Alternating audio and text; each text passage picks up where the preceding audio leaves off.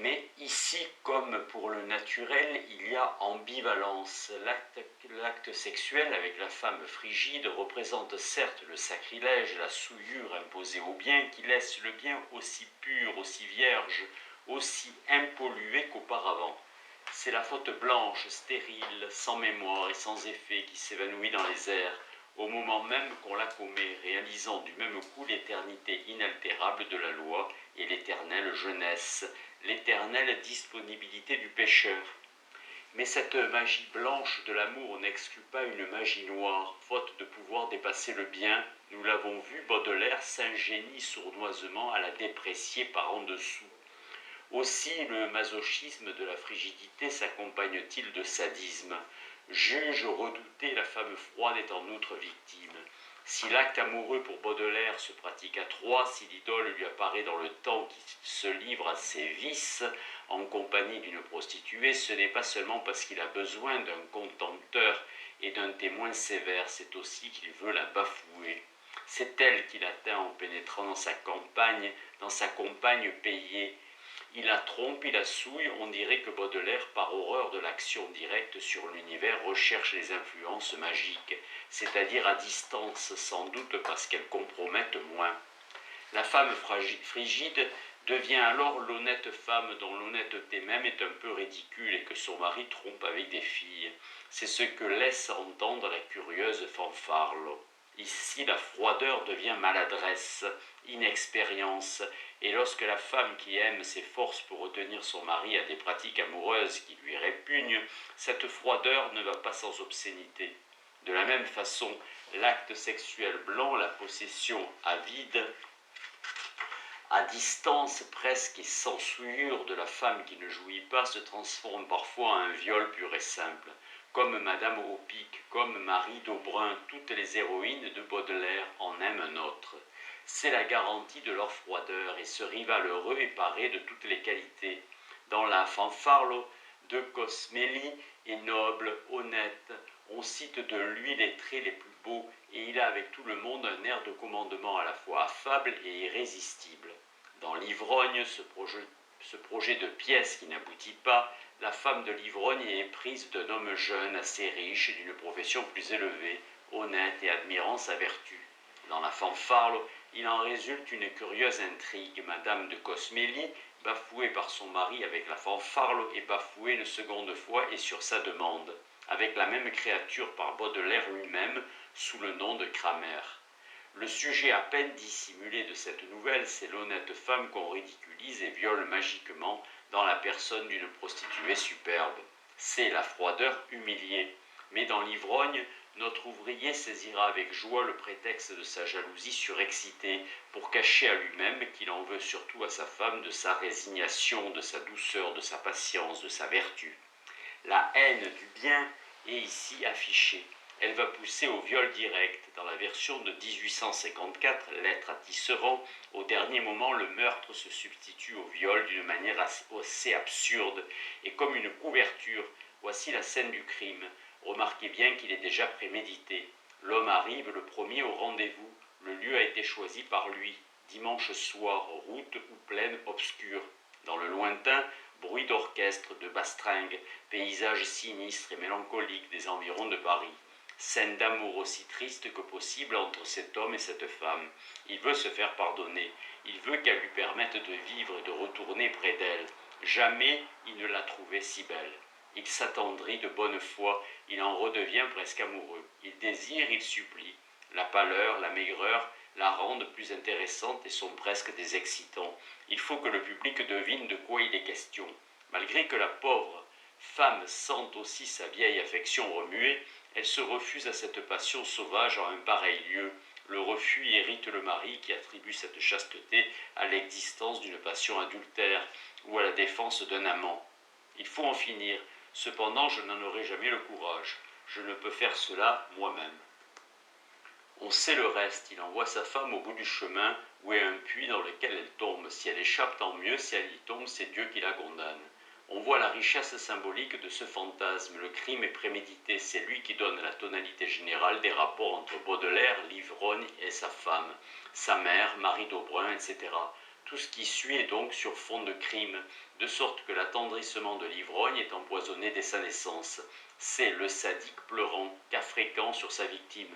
Mais en outre, Baudelaire, ivrogne, aborde la femme froide en lui demandant pardon. Le thème amoureux est donc d'abord le thème blanc du masochisme. La pâleur et la maigreur de la femme l'excitent, thème de la frigidité et de la fraise juive. On sait que la maigreur paraît à Baudelaire plus obscène que l'embonpoint. C'est le moment du passage au sadisme.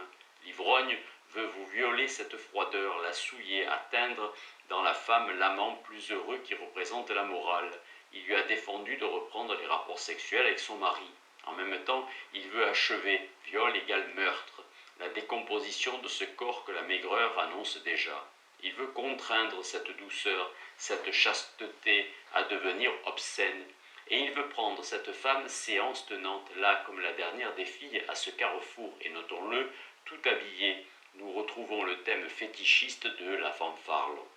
Comme elle refuse, il la tue, ou plutôt comme il n'a pas la force d'accomplir un acte direct, il s'en remet au hasard et à la magie, du soin de l'en débarrasser. Thème de l'impuissance et de la stérilité, on n'agit pas soi-même, on fait agir. Le crime vient couvrir le viol à la fois parce qu'il y a équivalence affective entre eux et parce que Baudelaire a eu peur devant lui-même. Le viol est trop précisément érotique. Le crime dissimule sa charge sexuelle. Il la tue pour la pénétrer et la souiller, pour atteindre le bien en elle. Mais il rate cette possession dans le sang et elle meurt derrière lui, dans le noir d'une mort qu'il a seulement préparée par des paroles. Ce fantasme a poursuivi longtemps Baudelaire. Ce crime sournois ne le satisfait pas entièrement, puisque Asselineau raconte qu'il en imagina un autre. Baudelaire racontait à Rouvière une des principales scènes du rôle, où l'ivrogne, après avoir tué sa femme, éprouvait un retour de tendresse et l'envie de la violer. La maîtresse de Rouvière se récria contre l'atrocité de la situation. Et madame, lui dit Baudelaire, tout le monde en ferait autant, et ceux qui ne sont pas ainsi sont des originaux. Asselineau dans Recueil d'anecdotes.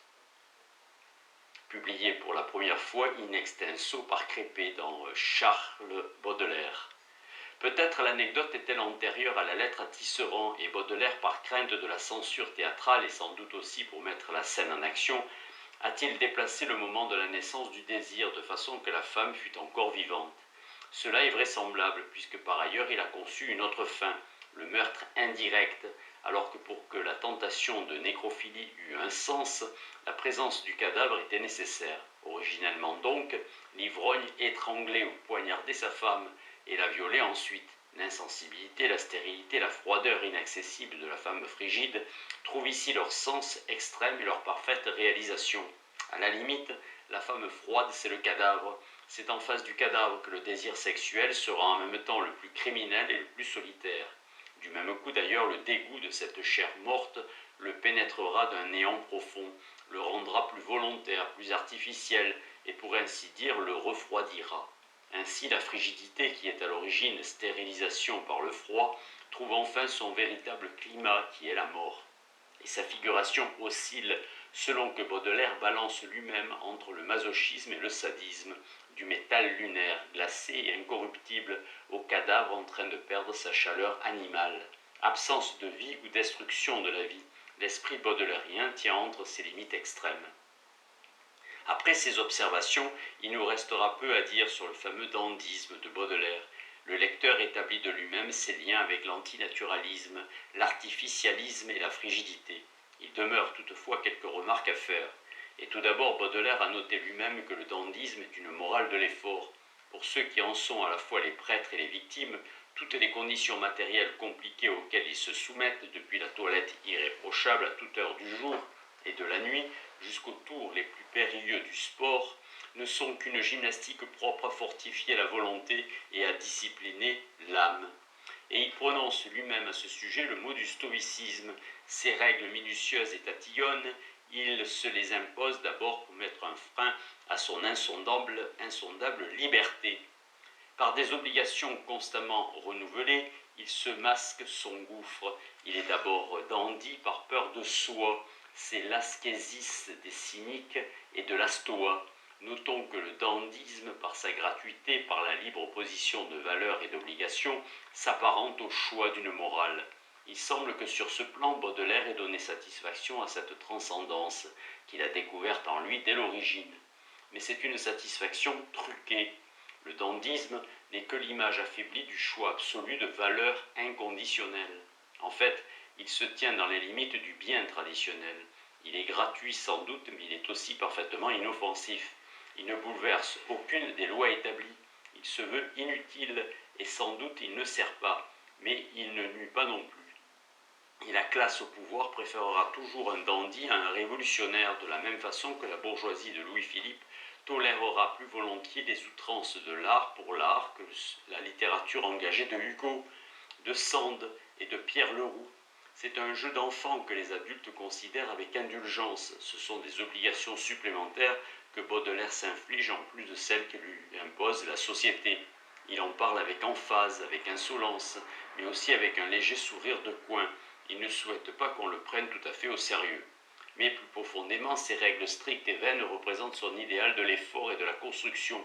La noblesse et la grandeur humaine de Baudelaire viennent en grande partie de son horreur du laisser-aller. La veulerie, l'abandon, la détente lui paraissent des fautes impardonnables.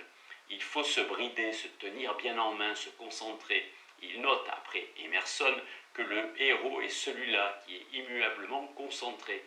Il a admiré chez Delacroix la concision et une espèce d'intensité sans ostentation, résultat habituel de la concentration de toutes les forces spirituelles vers un point donné. Nous connaissons assez Baudelaire à présent pour comprendre le sens de ces maximes. Il a eu de naissance, en une époque déterministe, l'intuition que la vie spirituelle n'est pas donnée, mais qu'elle se fait, et sa lucidité réflexive lui a permis de formuler l'idéal de la possession de soi. L'homme est vraiment lui-même, dans le bien comme dans le mal, à l'extrême pointe de l'attention. Il s'agit toujours du même effort pour se récupérer avec sa différence, se tenir, se brider, c'est faire naître sous les doigts, sous les brides, le soi que l'on veut posséder. De ce point de vue, le dandysme est un épisode de l'entreprise perpétuellement avortée de Baudelaire.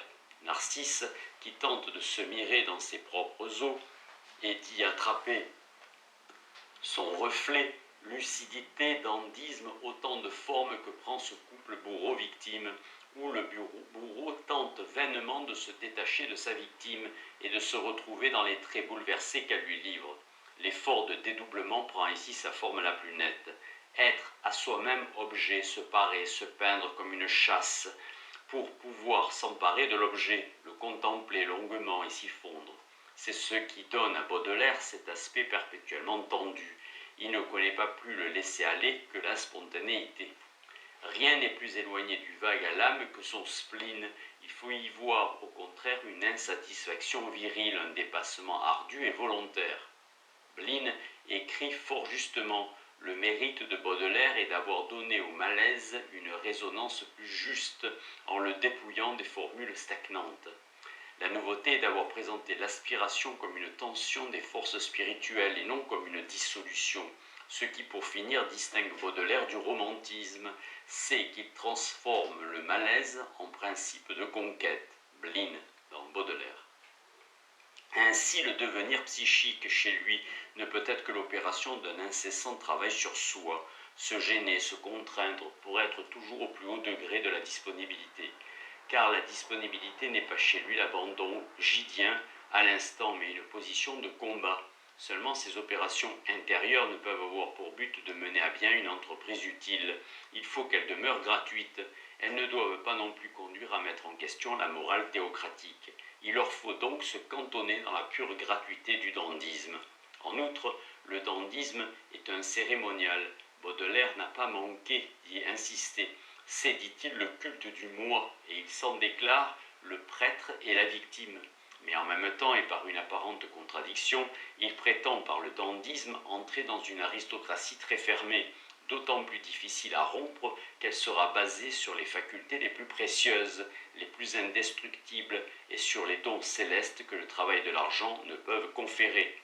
Et le dandysme devient une institution en dehors des lois, qui a des lois rigoureuses auxquelles sont soumis tous les sujets, tous ces sujets. Le caractère collectif de cette institution ne doit pas nous abuser, car si d'un côté Baudelaire nous la présente comme émanant d'une caste, d'autre part il revient à plusieurs reprises sur le fait que le dandysme est un déclassé. Le dandy est un déclassé.